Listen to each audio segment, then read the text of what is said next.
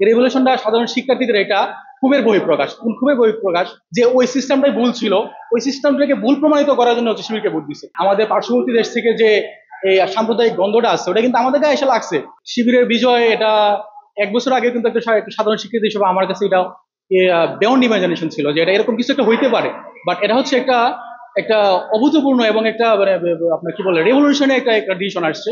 একটা শিক্ষার্থীরা যে জিনিসটা করাইছে, যদিও সে নির্বাচন নিয়ে কিছুটা আপনার কারচুপির অভিযোগ আছে বা কিছুটা বিতর্কিত বিষয় আছে, বিতর্কিত বিষয়গুলোকে আমি সাইডে রেখে কথা বলতে চাচ্ছি।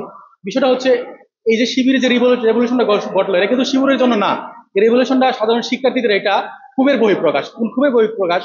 আর এই যে আওয়ামী লীগ রেসিজম ছিল, আওয়ামী লীগ ফেসিজম ছিল, ওরা হচ্ছে গত 15 বছর সাধারণ শিক্ষার্থী, সাধারণ মানুষ, এই যে ট্যাগিং এর কালচারটা ছিল ওইখানে যাকে তাকে মত করা, যাকে তাকে হচ্ছে আপনার করা যে তুমি শিবির, তোমার এটা বলার অধিকার নাই।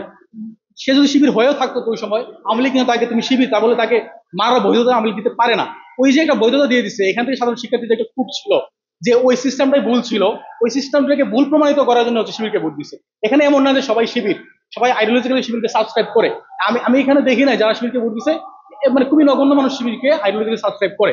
বাট এখানে বিষয়টা হচ্ছে ওই যে একটা খুব ছিল আমি আমলের যে একটা আপনার অত্যাচার ছিল, ওই অত্যাচারের কারণে কিছু একটা মানুষ যে সাধারণ শিক্ষার্থীরা আছে ওরা একটা হচ্ছে ওইদিকে একটু হেলে গেছে, ওই হেলে যাওয়ার কারণে শিবিরের বুটটা ওইদিকে একটু চলে গেছে, এই বুটটা একটু বাড়ি হওয়ার ক্ষেত্রে এখানে প্রভাব হিসেবে কাজ করছে। এই কারণে ওদের বুট ব্যাংক একটু বেড়ে গেছে। আর আগে যে একটা বিষয় বললাম যে এখানে আমাদের পার্শ্ববর্তী দেশ থেকে যে এই সাম্প্রদায়িক দ্বন্দ্বটা আছে ওটা কিন্তু আমাদের গায়ে এসে লাগছে।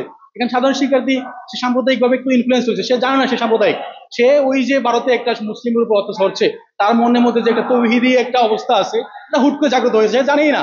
সে ভাবছে কি না আমরাও একটা একটা ইয়েবাদী একটা ইসলামবাদী একটা সরকার আনবো, এই জন্য কি করতে হবে যে যে জায়গায় ইসলাম আছে ওই জায়গায় আমরা ইসলাম আনার জন্য আমরা একটা এই প্রক্রিয়া শুরু করবো। এই দিক থেকে মোটামুটি একটা ভালো বুট কিন্তু ওই আপনার থেকে চলে আসছে, কি বলে আপনার সাম্প্রদায়িকতা থেকে কিন্তু কিছু বুট শিবির পাইছে।